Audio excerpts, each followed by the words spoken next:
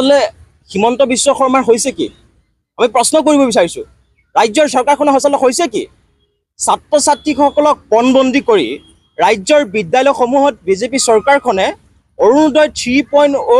আঁচনিৰ প্ৰচাৰস্থলীলৈ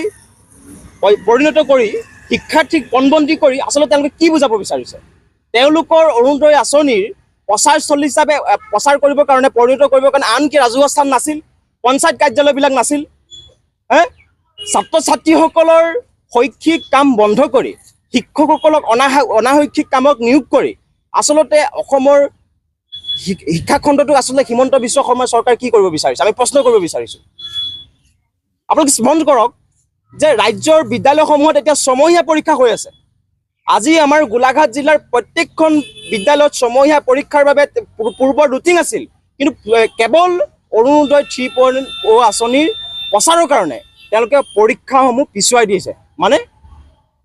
আসলে ছাত্ৰ ছাত্ৰীসকলৰ জীৱনক লৈ কিয় হেতালি খেলা হৈছে কেৱল অৰুণোদয় 3.0 আঁচনি প্ৰচাৰৰ কাৰণে কিয় বিদ্যালয়সমূহ বাছি লোৱা হ'ল কিয় ছাত্ৰ ছাত্ৰীসকলক লৈ হেতালি খেলা হ'ল আন ৰাজহুৱা স্থান নাছিল নেকি আমি প্ৰশ্ন কৰিব বিচাৰিছোঁ জিলা প্ৰশাসন আৰু চৰকাৰক পঞ্চায়ত কাৰ্যালয় আছিল অন্যান্য ৰাজহুৱা নাটঘৰ আছিল সেইবিলাকত প্ৰদৰ্শন কৰিব লাগিছিল কিন্তু ছাত্ৰ ছাত্ৰীসকলক এটা দিনৰ শিক্ষাৰ দিন ক্ষতি কৰি শিক্ষকসকলক অনাশৈক্ষিক কামত নিয়োগ কৰি চৰকাৰখনে এই কামটো কোনো ভাল কাম কৰা নাই আমি কৈছোঁ যে আচলতে হিমন্ত বিশ্ব শৰ্মা চৰকাৰ আচলতে মতিভ্ৰম হৈছে নহ'লে এনেধৰণে বিদ্যালয়বিলাকত ছাত্ৰ ছাত্ৰীসকলক ক্লাছ ক্ষতি কৰি এইধৰণে অৰুণোদয় 3.0 আঁচনি প্ৰচাৰ কৰা কোনো কাৰ্য কোনো মানুহে আচলতে অদ্ভুত এইটো আজি পেপাৰতে আপোনালোকে চাওক শিক্ষাৰ্থীক পণবন্দী কৰি চৰকাৰৰ প্ৰশাসনৰ আত্মঘাতী নিৰ্দেশনাক লৈ সাংঘাতিক ব্যাপক প্ৰতিক্ৰিয়া হৈছে গতিকে আমি সেইকাৰণে গোটেই ঘটনাটোক আমি ধিক্কাৰ জনাইছোঁ আৰু আমাৰ চৰকাৰী শিক্ষাখণ্ডক এই ধৰণে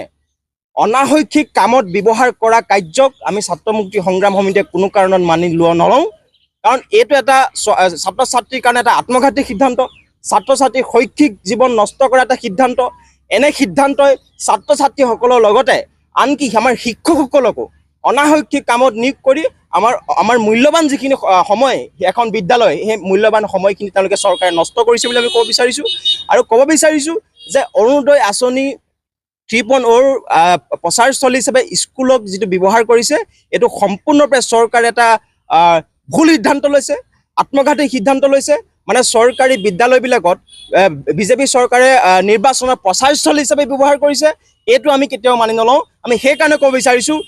অৰুণোদয় আঁচনি আমাৰ প্ৰত্যেককে দিয়ক এইটো আমাৰ ঠিকেই আছে কিন্তু এই প্ৰচাৰস্থলী হিচাপে বিদ্যালয়সমূহ বাছনি কৰাৰ ক্ষেত্ৰত আমাৰ দ্বিমত আছে আমাৰ বিৰোধিতা আছে গতিকে চৰকাৰে যদি অৰুণোদয় আঁচনি প্ৰচাৰস্থলী হিচাপে কৰিব বিচাৰে তেন্তে ৰাজহুৱা স্থান নিৰ্বাচন কৰক এই ধৰণে বিদ্যালয়ত নিৰ্বাচন কৰি ছাত্ৰ ছাত্ৰীসকলৰ শৈক্ষিক সময় নষ্ট কৰি শিক্ষকসকলৰ অনাশৈক্ষিক কামত নিয়োগ কৰা কাৰ্যক আমি ছাত্ৰ মুক্তি সংগ্ৰাম সমিতিয়ে কোনো কাৰণত মানি নলওঁ সেইকাৰণে হিমন্ত বিশ্ব শৰ্মা আমি ক'ব বিচাৰিছোঁ কাৰণ সমগ্ৰ অসমবাসীয়ে এতিয়া জুবিন গাৰ্গৰ ন্যায় বিচাৰি আছে গতিকে জুবিন গাৰ্গৰ ন্যায় বিচৰাৰ সময়ত আচলতে হিমন্ত বিশ্ব শৰ্মা আচলতে মতিভ্ৰম হৈ এনেধৰণৰ আচলতে নকৰিবলগীয়া কাম কৰিছে বুলি নকৰিবলগীয়া সিদ্ধান্ত লৈছে বুলি আমি ছাত্ৰ মুক্তি সংগ্ৰাম সমিতিয়ে অভিহিত কৰিব বিচাৰিছোঁ আৰু আমাৰ আপত্তিটো নাই কিন্তু আন ৰাজহুৱা স্থান ব্যৱহাৰ কৰক আজি পঞ্চায়ত কাৰ্যালয় আছিল আমাৰ ব্লকৰ কাৰ্যালয় আছিল সেইবিলাকত আমাৰ চৰকাৰী আঁচনি কামবিলাক কৰক কিন্তু এইদৰে বিদ্যালয়বিলাক কিয় নিৰ্বাচন কৰিছে আজি আপুনি আমাৰ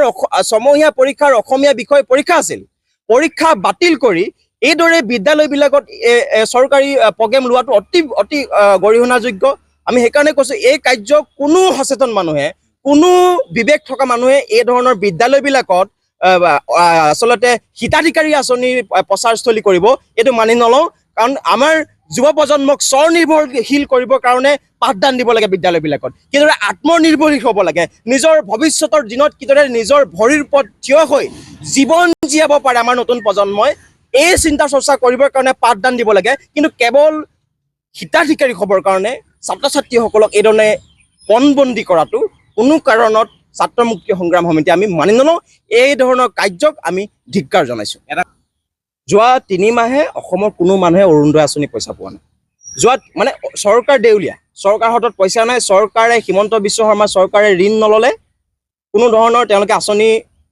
টকা দিব নোৱাৰে গতিকে 3 মাহে তেওঁলোকক বেংকে ঋণ দিয়া নাছিল সেইকাৰণে 3 মাহে অসমৰ কোনো মানুহে আপুনি প্ৰত্যেককে সোধক ইয়াত কোনো মানুহে অৰুণোদয় আঁচনি লাভ কৰা নাই গতিকে সেইকাৰণে আমি ক'ব বিচাৰিছোঁ আমি বিচাৰোঁ যে অসমৰ প্ৰতিগৰাকী মহিলাই প্ৰতিটো পৰিয়ালে অৰুণোদয় আঁচনি পাব লাগে কিন্তু অৰুণোদয় আঁচনিৰ নামত তেওঁলোকে প্ৰচাৰস্থলী হিচাপে বিদ্যালয়ক ব্যৱহাৰ কৰা কাৰ্যৰ কোনো অসমৰ মানুহে কোনো সচেতন মানুহে মানি নলয়।